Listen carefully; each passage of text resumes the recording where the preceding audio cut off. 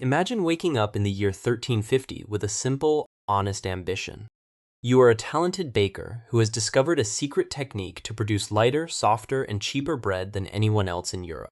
You rent a modest shop in the heart of London, purchase high-grade wheat from local farmers, and set your price 20% lower than the merchant across the cobblestone street. By nightfall, you expect customers to line up around the block. Instead, before your second batch of loaves even finishes baking, ironclad city guards smash through your wooden door. They seize your flour, chain your wrists, and drag you toward the town square. Your crime is not selling poisoned food, nor is it stealing grain.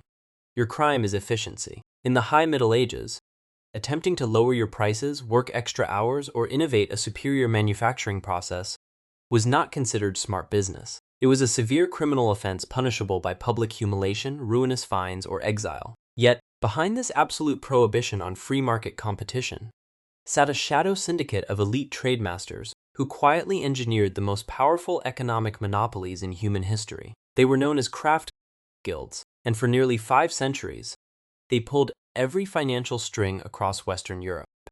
They controlled who could work, what could be made, how much could be sold, and precisely how much wealth was allowed to exist.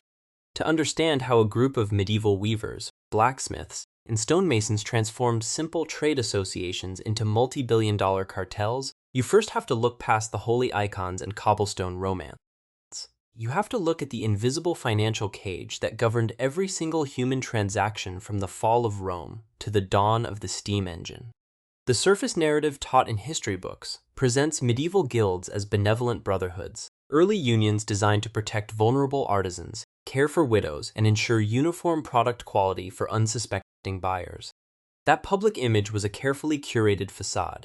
The reality was an aggressive, ruthless cartel network that operated with the legal protection of kings and popes. To understand why this system emerged, you must look at the terrifying economic reality of medieval Europe.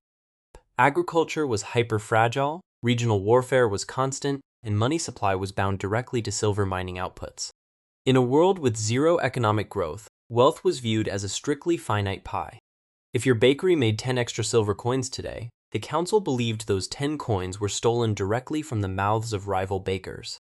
Unchecked competition was not viewed as progress. It was viewed as an act of economic warfare that could destabilize entire municipal governments. City councils, starved for stable tax revenue, struck a devilish bargain with trade masters. In exchange for massive upfront cash payments and annual loyal bribes, municipal authorities granted individual guilds absolute legal monopolies over specific industries within city walls. If you wanted to hammer iron in Nuremberg, weave wool in Florence, or forge knives in Sheffield, you did not simply buy tools and rent a workshop. You had to bow before the court of guildmasters. If you attempted to practice a trade without their official seal of approval, you were branded an illicit shadow worker. Guild inspectors, known as searchers, had legal authority to raid private homes, smash unauthorized looms, burn unregistered leather goods, and throw wildcat workers into dungeon cellars. The illusion was that guilds existed to serve the consumer through standardized craftsmanship. The reality was that guilds existed to crush the free market, enforce artificial scarcity, and extract maximum profits for an elite inner circle of master craftsmen. To understand how these guild empires amassed staggering wealth under the guise of holy order, you have to dissect the 4 hidden economic levers that powered their machinery. The first loophole was the systematic exploitation of unpaid labor disguised as spiritual education. To enter a craft guild, a young boy aged 12 or 13 was bound to a master through a strict apprenticeship contract, lasting anywhere from 7 to 10 years. The apprentice received 0 wages. In fact, the boy's family frequently paid the master a massive upfront fee for his room, board, and instruction. For nearly a decade, masters enjoyed an endless supply of free physical labor. Apprentices hauled timber, stoked roaring blast furnaces, and worked 14-hour shifts under the strict promise that one day they too would become masters. But as centuries wore on, the inner circle quietly altered the rules. When an apprentice completed his 7 years, he did not automatically become a master. He was demoted to the status of a journey worker, a paid day laborer kept in permanent economic limbo. The guild masters raised the fee required to submit a masterpiece to impossible heights. They required candidates to forge ornate, luxury items using expensive raw materials that only the wealthy could afford. Unless you were the direct son or son-in-law of an existing master, your chances of ever owning a shop were near zero. Guilds effectively created a permanent, highly skilled underclass of wage laborers who produced elite goods for pennies, while the masters pocketed the entire profit margin. The second hidden lever was absolute price fixing and production caps. In a modern economy, if demand for shoes rises, a cobbler buys more leather, hires 3 workers, and doubles output.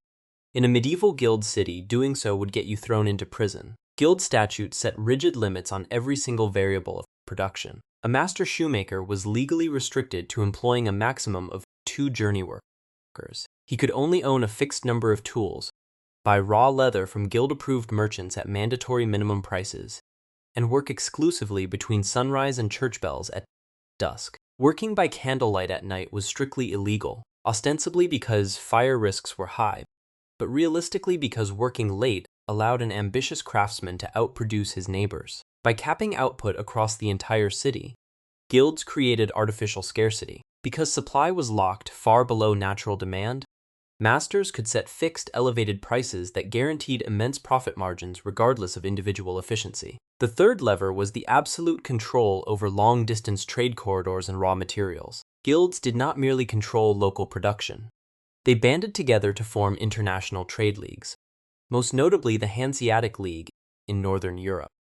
By pooling financial capital, these merchant cartels bought up entire fleets of armed cogships, secured exclusive mining rights for Swedish copper and Russian furs, and established fortified trading posts across key foreign ports. If an independent merchant tried to import cheap Baltic wheat into a guild-controlled port, the guild fleet would physically blockade the harbor or buy the entire cargo at distressed prices, reselling it at a massive markup. They controlled the supply chain from the mountain mine to the city market stall. The fourth and most potent mechanism was the conversion of economic dominance into total political sovereignty. In cities like Florence, Ghent, and Cologne, the leaders of the major guilds did not merely lobby the city council, they were the city council. The famous Signoria of Florence was composed almost entirely of representatives drawn from the 7 major art guilds, including bankers, silk merchants, and wool magnates. They drafted city laws that made striking illegal, lowered taxes on luxury trade goods while raising taxes on basic bread consumed by the poor, and used municipal troops to enforce guild rules outside city walls. The guilds had successfully captured the state, using the full legal apparatus of urban government to protect their private monopolies.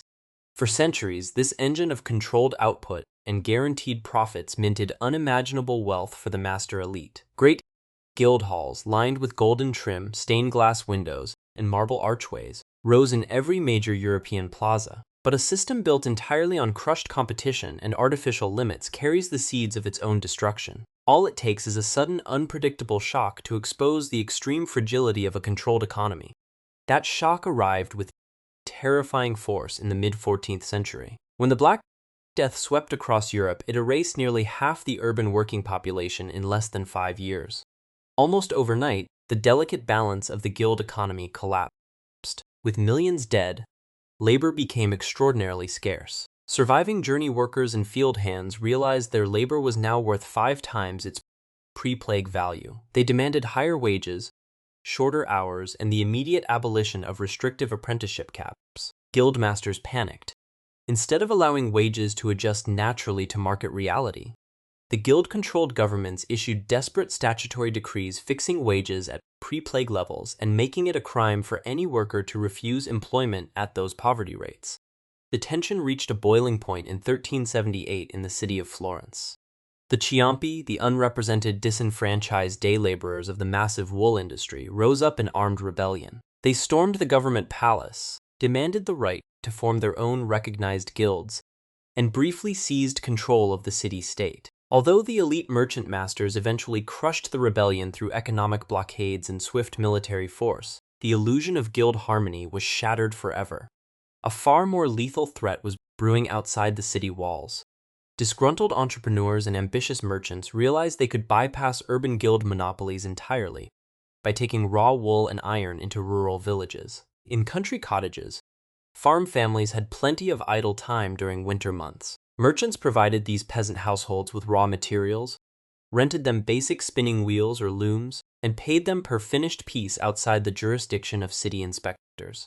This secret countryside manufacturing network, known as the putting out system, completely undercut guild prices. Rural cottage workers were not bound by guild production caps, mandatory candlelit work bans, or artificial price floors. Cheap, mass-produced cloth began flooding international markets, and urban guild masters watched in horror as their market share evaporated. By the 18th century, as steam power and early factories emerged in the English Midlands, the ancient guild system was exposed for what it had become, an obsolete, suffocating relic that choked human innovation. In 1776, Scottish philosopher Adam Smith published The Wealth of Nations, delivering a devastating intellectual critique of the guild model. Smith demonstrated that by suppressing competition, guilds did not protect public welfare. They raised prices, lowered quality, and stalled technological progress. When the French Revolution erupted in 1789, one of the primary demands of the urban population was the total abolition of all trade guilds. In August 1791, the French National Assembly passed the Le Chapelier Law,